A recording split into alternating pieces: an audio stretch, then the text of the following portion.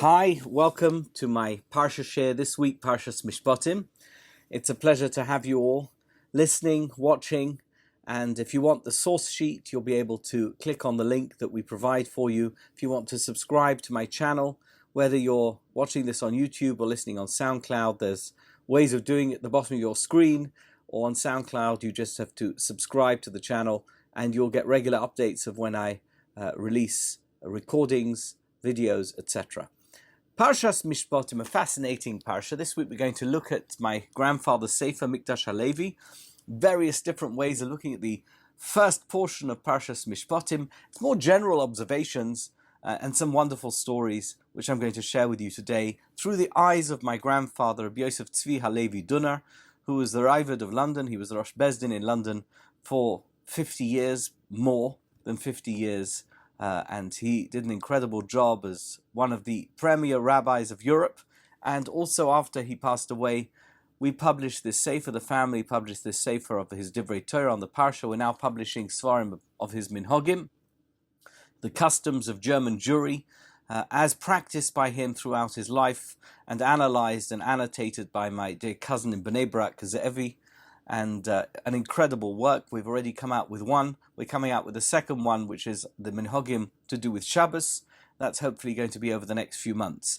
Let's look at Parshat Mishpatim. Ve'ela Mishpatim ashetosim lifneim. These are the Mishpatim, the laws, the ordinances that I am placing before you. Ve'ela, says Rashi. What is Ve'ela called? Makom shenemar eile. Whenever it begins a chapter with the word eile, Posal esarishonim. That means it's totally separated. It's a new subject. It has nothing to do with that which came before. It is exclusive to whatever the subject matter is that's going to follow. Ve'ele, when it says ve'ele, when the parsha begins with the word ve'ele, moisif al harishonim, then it is adding something to that which came before. Maharishonim is Sinai, Af'elu is Sinai, and in the case of Parshat Mishpatim, which talks about the mundane laws, the ordinary laws of day-to-day life of humanity, at least. I know we begin Parshat Mishpatim with the laws of Eved Ivri, etc. That's not something that's relevant to us today, but the ordinary laws that govern the day-to-day life of society, that's what's contained in Parshat Mishpatim. That is not something which is separate from the awesome spirituality of Mount Sinai. And that's really the subject that my grandfather in his sefer is going to focus on right now. He says, the truth is, you could ask a very good question. What exactly is the novelty?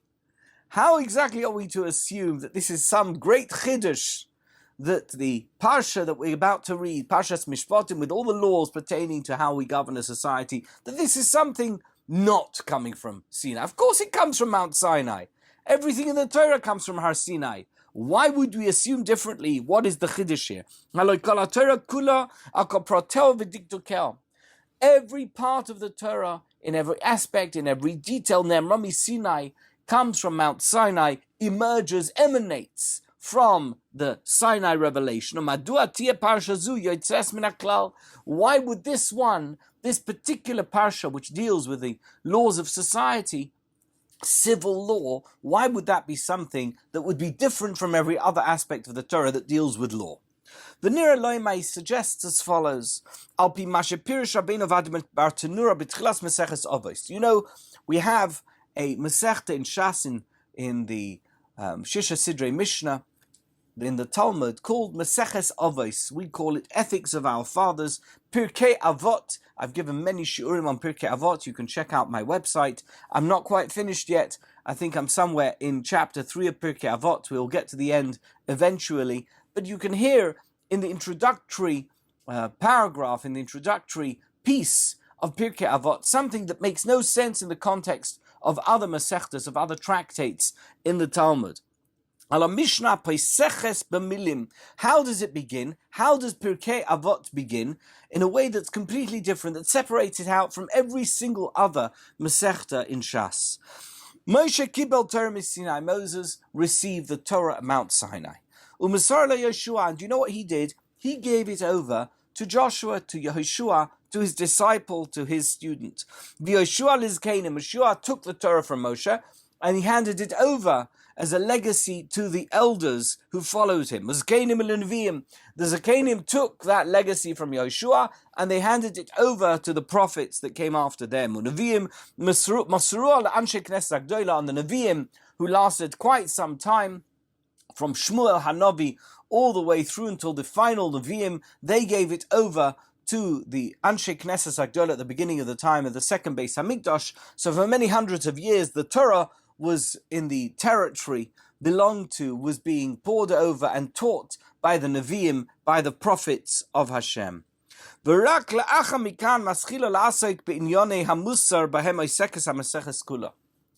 only after we've gone through this process of deliberating who it is that received the Torah and gave it over to whom, etc., do we begin to deal with the meat of the Masechta itself, the tractate that deals with the aspects of the human condition that Jewishly we refer to as ethics, Musar.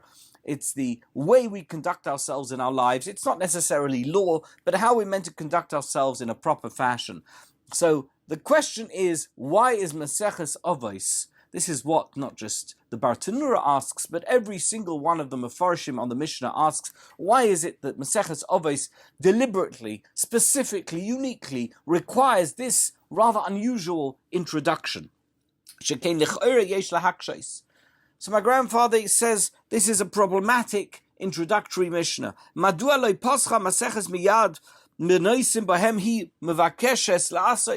doesn't the Masechta immediately begin to deal with the aspects of Jewish ethics, Jewish morality, the way to behave, that's what the Masechta is talking about? Why doesn't it deal with it straight away? Like every other Masechta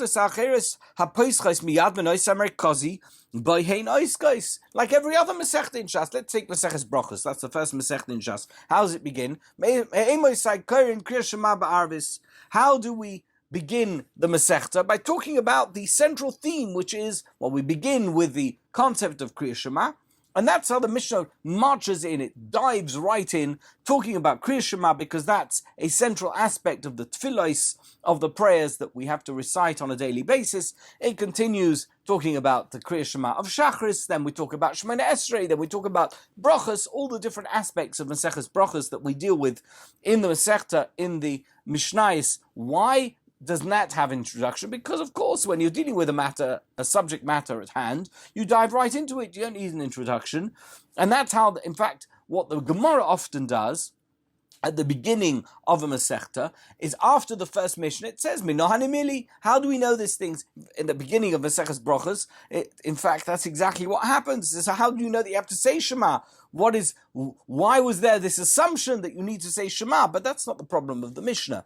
The Mishnah just deals with the subject matter at hand, doesn't delve into any side issues. This seems to be, at the beginning of Maseches Avos, a side issue. That's what the Bartanura asks and other Mefarshim. Why do we need to give over the Mesorah from Moshe Rabbeinu and Har Sinai all the way through to Anshe Knesset Agdola and the various Tanoim and Amoraim, etc.? And that's in fact how the Mishnah proceeds in Maseches Avos. Why was it necessary to include this introduction? About how the Torah was given from one generation over to the next. Moshe, from the time that Moshe lived, Moshe Rabbeinu, until the time of the Tanoim, the rabbis, the Talmudic sages, who were the authors of the Mishnah. What is the necessity to include this particular aspect of Talmudic information at the beginning of Maseches Avos? And this question, which is dealt with by all the Mefarshim, is asked by the Bartanura, who masbir kach, and this is how he explains it. Omer ani, he says, this is what I say. Lefisha Maseches zu eino miyusedes al pirushe mitzvah mi mitzvahis haTorah. This Masechta doesn't deal with some aspect of a commandment of a law that comes from all the other laws in the Torah. Kishar Masechtos b'Mishnah, like all the other Masechtos in the Talmud that deal with aspects of law. Baba Kama deals with its laws, Baba Metzia deals with its laws, Baba Basra deals with its laws, etc. We have Kiddushin, we have Gittin, we have Shabbos, we have Eruvin, we have all the laws that are specific to the Masechtos in Shas. Psochim, we deal with Korban Pesach, etc. This Maseches Avos, is totally different. Ella kula musarim umidos. You know what it's talking about? It's talking about character. It's talking about how we as Jewish people need to behave. How we should behave. What is the manner of our behavior? How should we conduct ourselves in life? By the way, you can be a perfect person. I said this many times in the shiurim I've given on Maseches Avos. You can be a perfect person in law terms. You can keep every aspect of the law and still be a nasty person.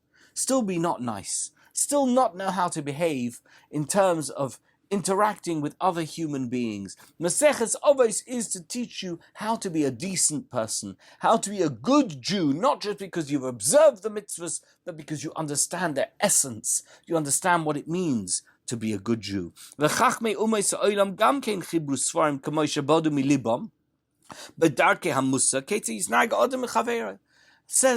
the Mikdash Halevi, my grandfather's sefer, beautiful. He says, you know what? What's so unique about Maseches Avos? Because the fact is that every other nation in the world throughout history has had those sages among that particular nation. Those nations have had their professional philosophers, theologians, whoever they were.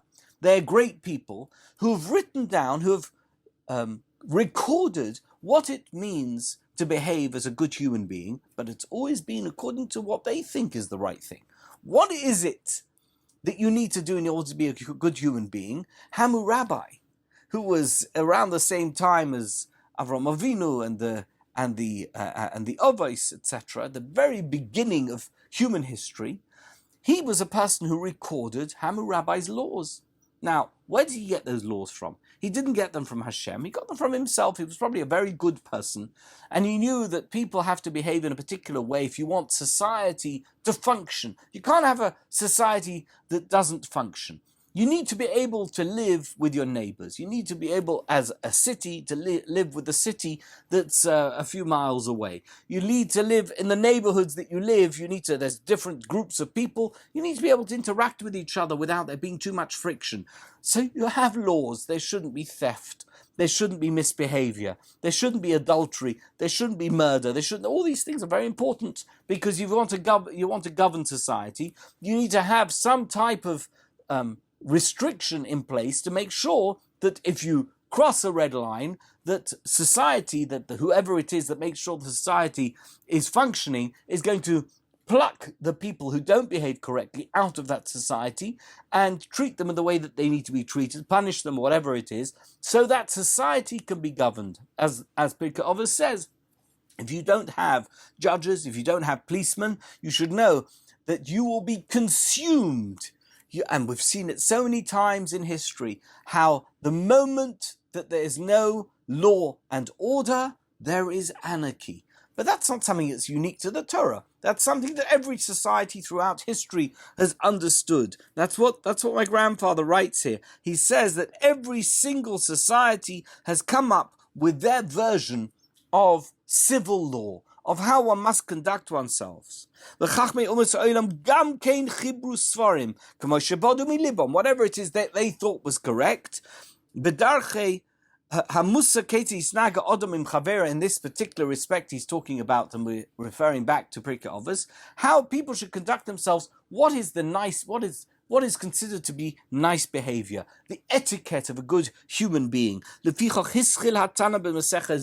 And that's why in this particular Masechta, which talks about the conduct of a human being, humanity, Menschlichkeit, of a Jewish person, but really in human terms, we understand what that is. That's why it's called Ethics of Our Fathers. Pirkei Avot is the Hebrew way of describing it, but we just talk about it in English as Ethics of Our Fathers.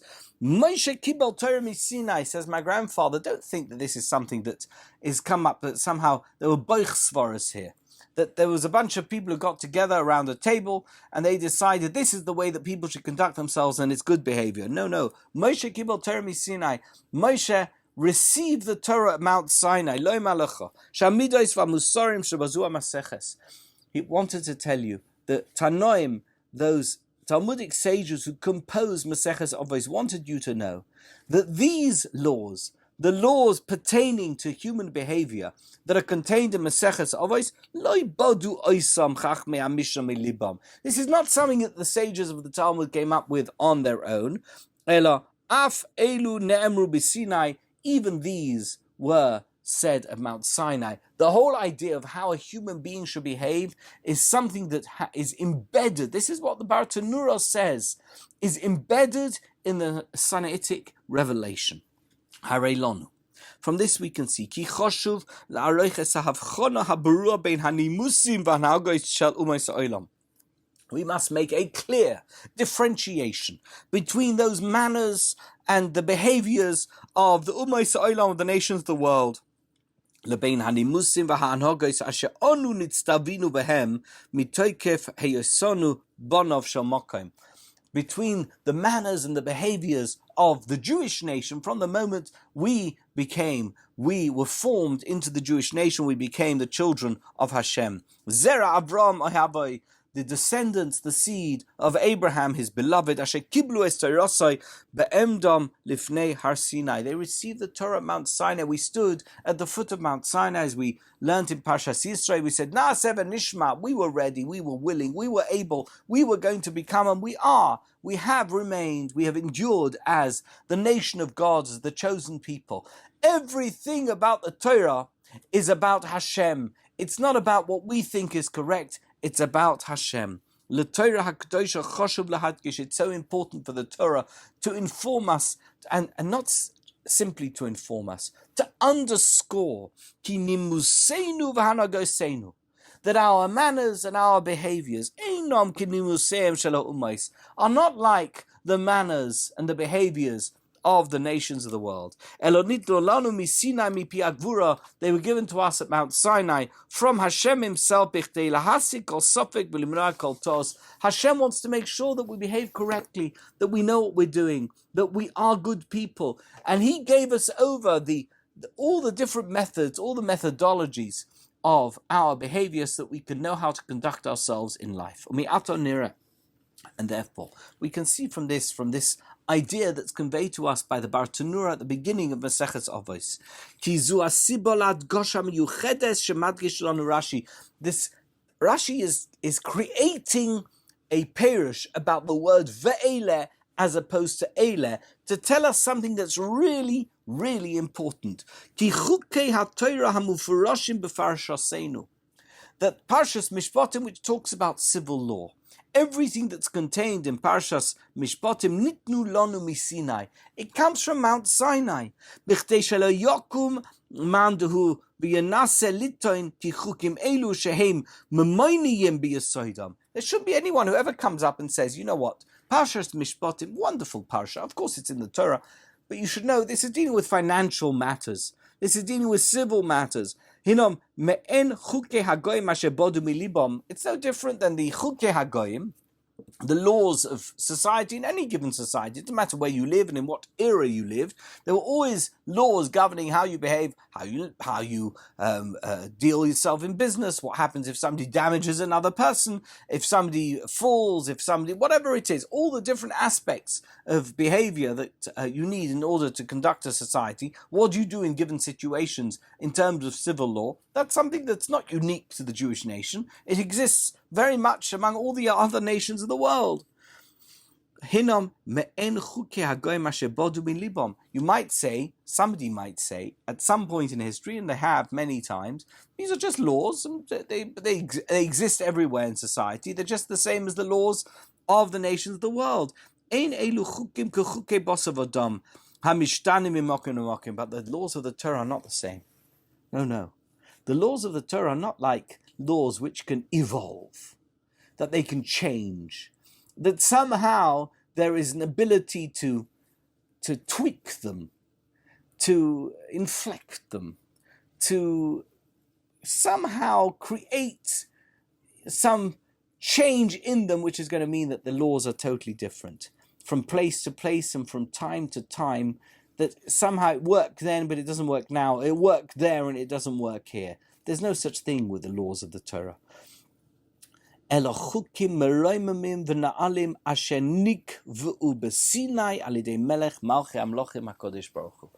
are laws in Parshas Mishpatim. Ve'ele hamishpatim. These laws are the same as every other, same as Anochi Hashem Elokecha asher hotzeisecha me'eretz Mitzrayim. Amazing. The Aseres HaDibros, the laws that we have in the Aseres HaDibros, the deep Shomer es Yom HaShabbos lekadsha. You have to keep Shabbos, you have to observe Shabbos. It's so important to observe Shabbos. That's what we have in the Aseres HaDibros. No different when it comes to the laws of civil matters that govern society. Ve'ele hamishpatim. Rashi mevakesh lahavir lahadgish leman haser sofek. He wants to dispel any doubt. Rashi wants to make sure that we are not in any doubt ki es kol chukim v'mishpatim beparshasenu, that every one of the laws and the ordinances and the directions and directives that are given in Parshas Mishpatim, it's not something that Moshe Rabbeinu just came up with. He woke up one morning and decided this was a good idea. That's how this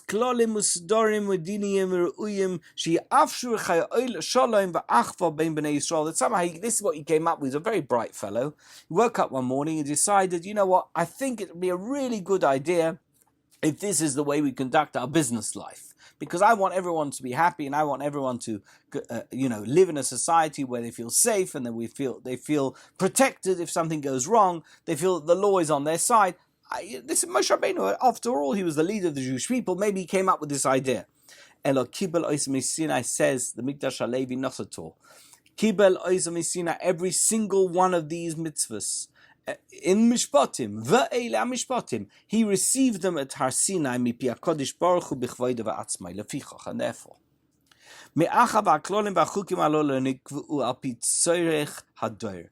Seeing as none of these laws that we see in Parshas Mishpatim, and generally speaking, when it comes to civil law in the Jewish tradition, there's nothing. It has nothing whatsoever to do with the specific needs of the generation in which the Torah was given.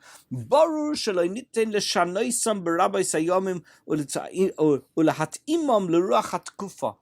no right to change and say that worked then and it doesn't work now. You have no right to make any changes to those laws as time evolves and time goes on. These are laws that remain and endure forever. Just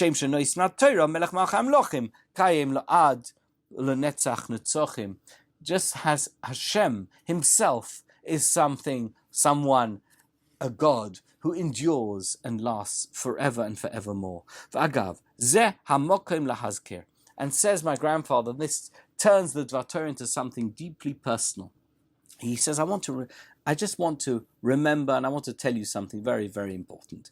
Königsberg, he was the rabbi in a city called Königsberg in East Prussia. No longer exists. It's now called Kaliningrad. It's its own little enclave of Russia on the Baltic Sea. But in those days, it was Königsberg. It was in Germany. It was in East Prussia. It was the capital of East Prussia.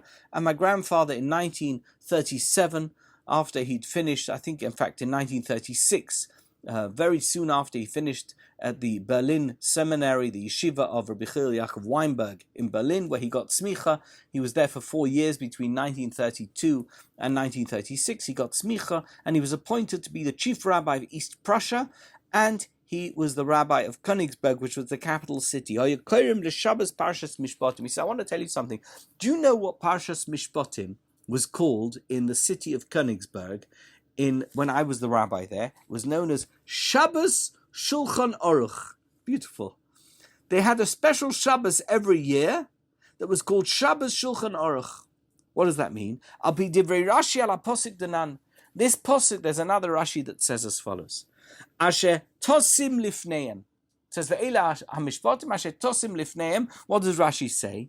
Omar le'Kadosh Baruch Hu leMoshe, God said to Moses, Le'isale al da'atcha loima ashan Elohem ha'perek v'alocha beis ha'gimel pa'amim ad she'teisedur b'fiyim k'mishnasa.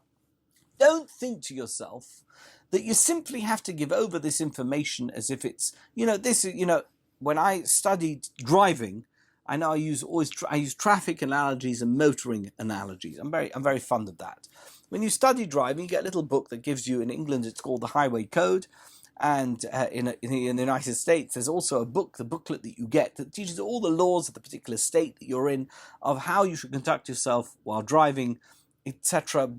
When you have to give away, when you don't have to give away, when you have to stop, when you have to start, what do you have to do, speed limit, etc. All the laws of driving. It's a book. Do you know anything about what goes into that book? Why particular rules exist and why other rules don't exist, and why they exist in a particular way? You've got no idea. All you need to do is you need to study that, use it as a study guide, and when you have your test on the laws of driving, however many questions they ask you, they give you a questionnaire. What do you do in this situation? What do you do in that situation? You see this sign, you saw that person, what do you do? And if you answer the questions correctly, whether you understand it or not, you've passed that particular test and you're on your way to getting your driver's license. That's the idea. That's not the Torah. That's not the way the Torah works. That's not the way it works. That's what Rashi says. Don't think to yourself, okay, now I've got it, I'm going to write it down, I'm going to give it to them, they're going to teach it them 2 or 3 times, it's going to be enough. I'm not going to bother trying to get them to understand why it is this way and not another way, or why it is that Hashem wants them to perform a mitzvah like the way that we want them to do it. Lokach nema, asher tosim lifneim, says Rashi. That's why it says in the pasuk, asher tosim lifneim, you place it before them. What does it mean, tosim lifneim? Kashulchan ha'aruch, like a fully laid table. Every aspect, if you look at a table when it's laid, it's got the plates, it's got the cutlery, the glasses, the food. Every aspect of the meal is there for you to see. And a person can eat straight away. Every aspect is laid out for them so that they totally understand what is going on. And that's it.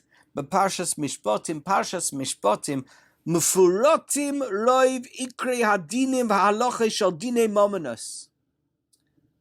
The details of civil law, of laws relating to financial matters, are laid out before us in great detail.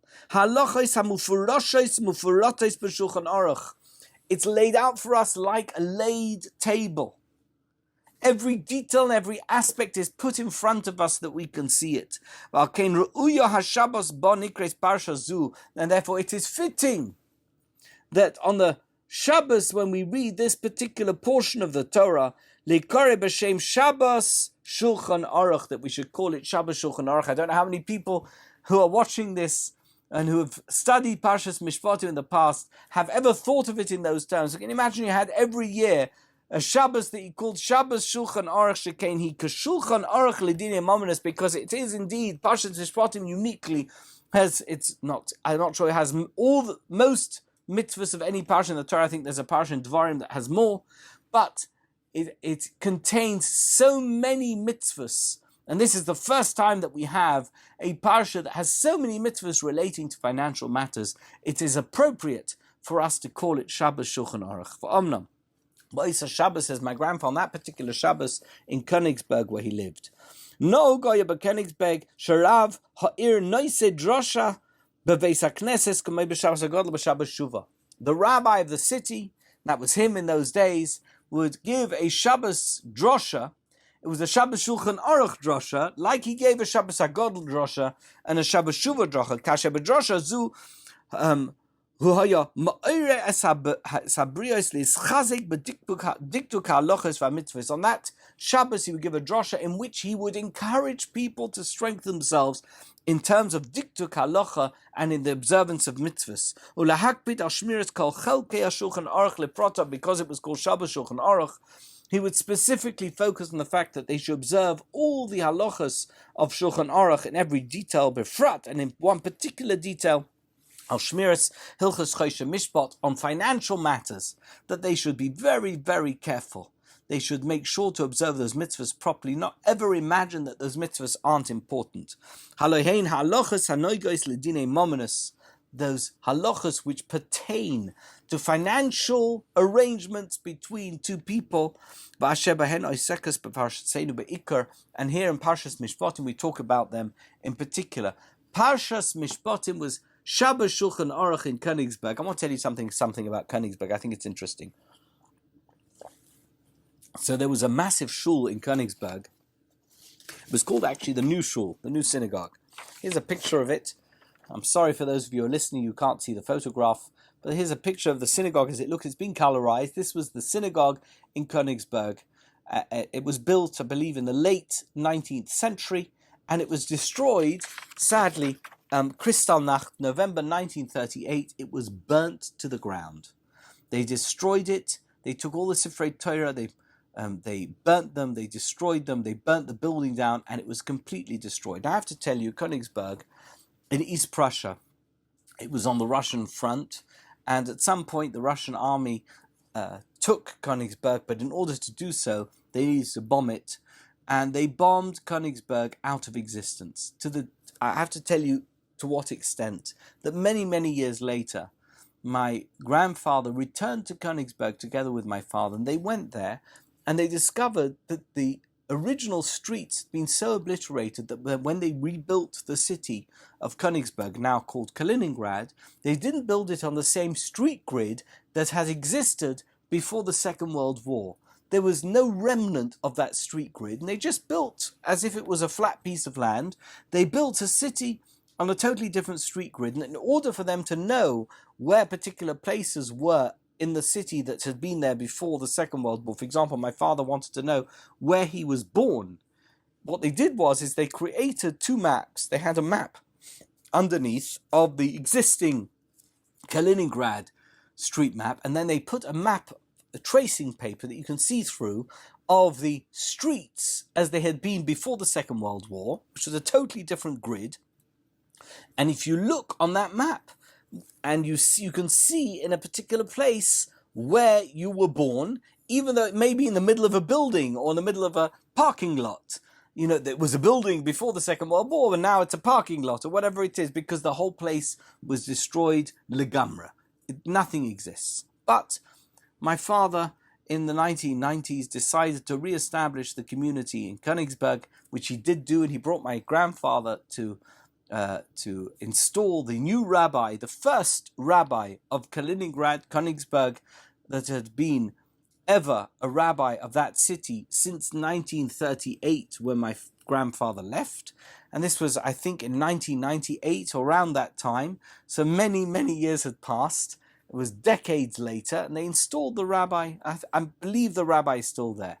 But the city felt terrible, that the Jewish community who were there, none of them descended from any of the Jews that had lived in Königsberg before the Second World War. By the way, the rabbi of this shul, the picture I've showed you here, one of the rabbis was Rav Mecklenburg, who was the author of Haksava Kabbalah. And I think the Malbim was also the rabbi of this shul. And you should know that Rabbi Yisrael Salanta lived in Königsberg. It was a very well-known city of Jews. I don't think there were that many Jews. There were a few thousand Jews there at its peak. But nevertheless, it was considered a wealthy and successful and strong Jewish community in Germany. This shul was destroyed.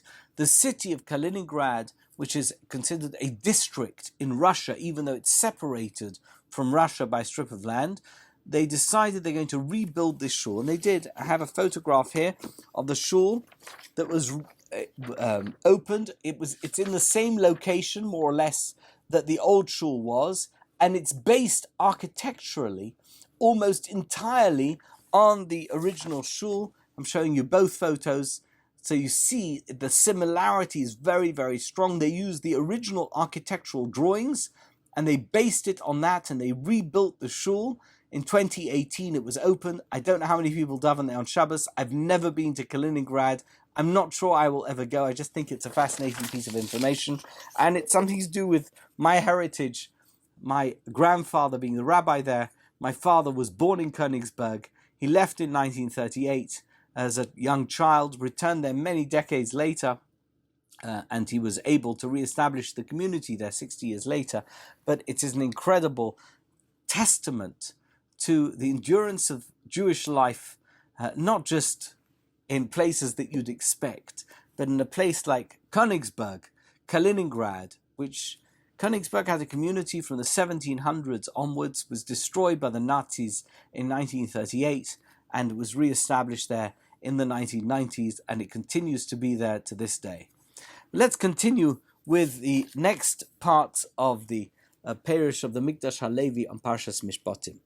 Ve'ela Mishpatim asher tosim lifneim, says Rashi, V'loma nismecha Parshas Dinin the Parshas Mizbeach. If you look at the end of Parshas Yitro, you'll see there's a discussion there about Karbonos the Mizbeach, and the question that Rashi asks, it's not his question, it's the Medrash, is why is it that the parsha of the Mizbeach is in proximity to the parsha that deals with civil law?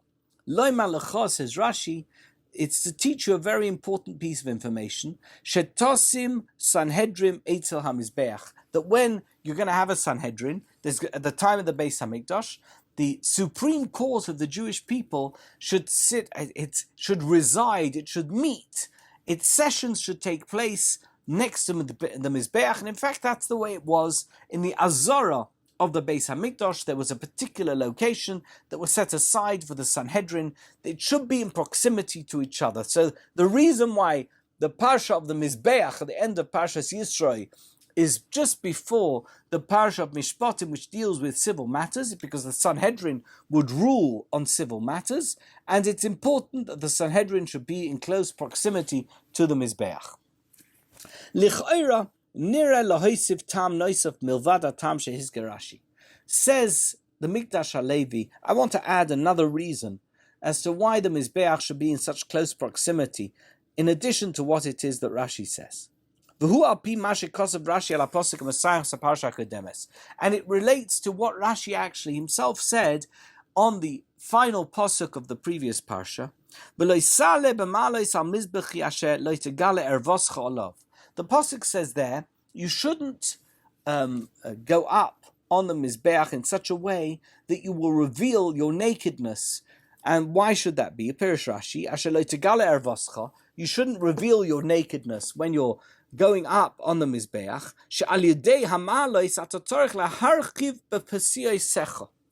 because the fact is that there are steps going up the Mizbeach, the ramp of the Mizbeach, and you need to raise your legs and you have to widen your paces in order to get up the Mizbeach.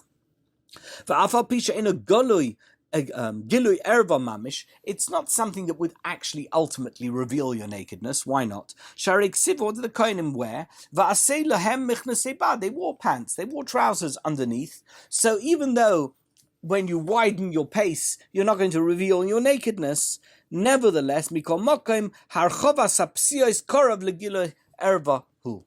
Nevertheless, says Rashi, the fact that you widen your pace, that you're running up and you have to stretch your legs further, means that it's almost like it appears to people who don't know that you're wearing pants, if you're revealing your nakedness. And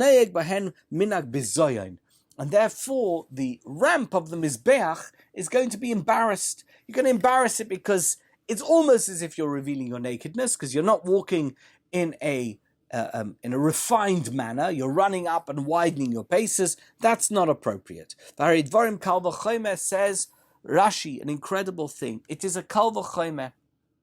You're listening to this Kal V'chomer?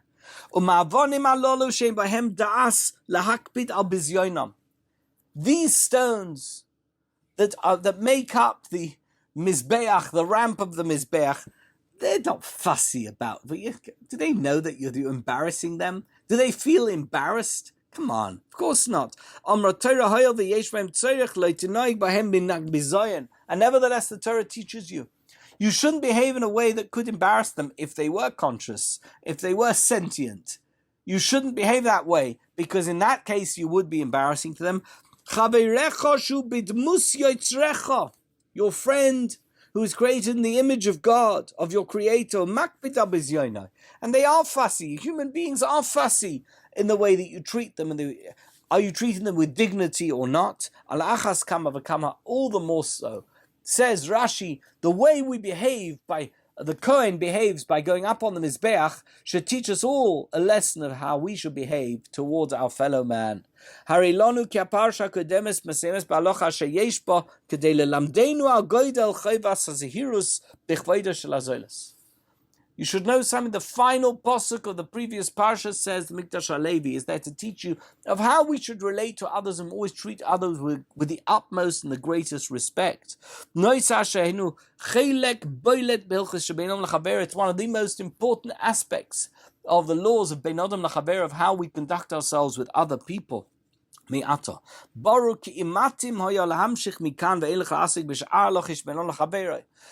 it makes sense that from this we continue to deal with matters that pertain to how we treat our fellow man. There is a connection. The proximity is not random.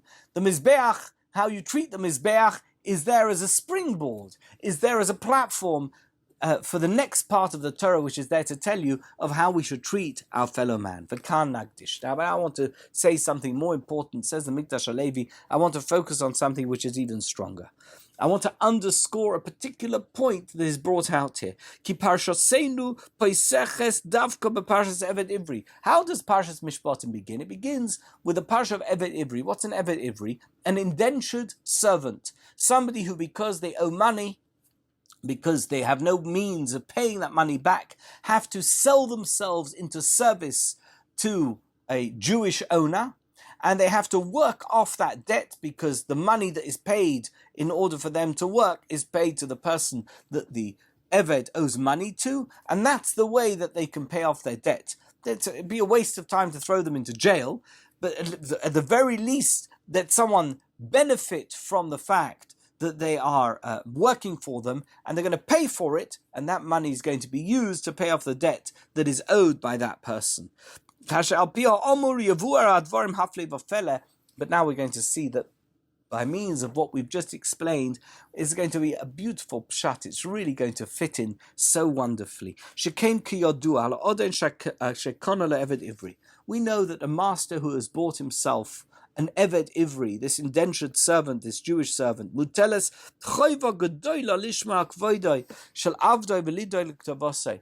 They have a great obligation, a duty, that they must behave towards them in such a fashion that they are going to be treated with dignity and respect, and they have to worry for them in every aspect of their lives when they live with them. Me'ata la'achar sheramza Torah parsha kodemes ha'choivas hashmira kvoida shel hachover. Now, how did it begin? We saw that you have to behave. It's somehow the piece about the Mizbeach and how we run up the ramp of the Mizbeach, the Kohen runs up that ramp, is meant to teach you of how we are meant to behave towards our friends, towards our equals. He mamshicha beparshaseinu melamedes ki lo rak al kvoda shel hachover hashve b'ma'amodai mechuyev ha'adam lishmar. Now it's hashove, so it's not just shel hachover hashove, but ma'amodai mechuyev ha'adam lishmar. It's not just that someone who's equal to you, that the Torah would want you to behave towards in a dignified manner, not to embarrass them, not to treat them badly. Even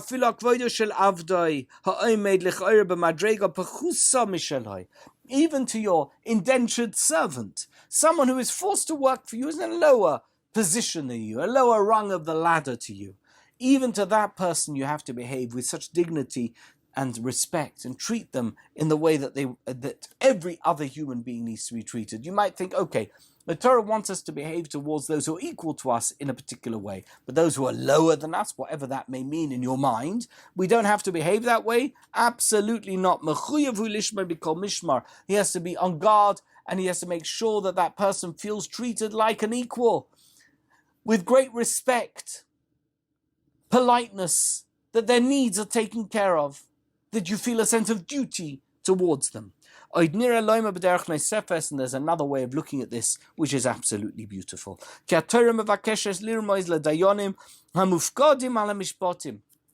Torah also wants to give an indicator to those dayanim, judges, who are, they are the ones who are arbiters of the law. They're the ones who are guardians of the law.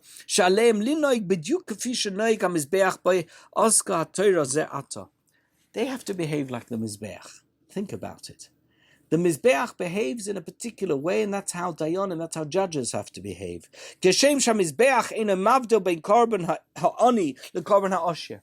The Mizbeach makes no differentiation between the korban ha'oni, the korban, the sacrifice of the poor, and the sacrifice of the rich. The eskulam hu machshiv u'ma'alel ratzain. The Mizbeach, by the way, the Mizbeach had a certain element of independence because the fire came from within the Mizbeach. It wasn't something that human beings did. And the Mizbeach had no differentiation between anybody who brought a korban. If you brought a korban and you weren't in the right tax bracket, the Mizbeach's fire didn't change and go on a lower fire. No, and if you were wealthier, if you had more money, it's not like the Mizbeach treated your korban in a better way. The Mizbeach treated every korban equally. So